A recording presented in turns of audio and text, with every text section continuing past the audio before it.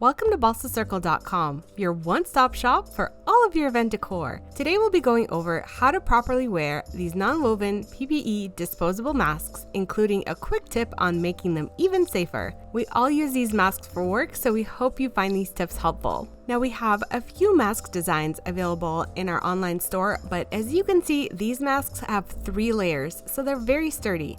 They come with these stretchable ear loops, which let me tell you is so nice if you have to wear these masks for a period of time.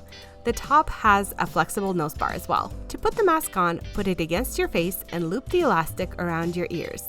Then you may want to adjust it, make sure it's over your nose and under your chin, and pinch the top of that nose bar to make it a little bit more comfortable for you. If the mask is too loose, then try readjusting it. You really want a snug but not an uncomfortable fit. Now, there is also a way to make these masks even safer. So take the loops and make a knot as close to the mask edge as possible. It's like the KN95 masks that we have, but in case you don't have those, this is a great alternative.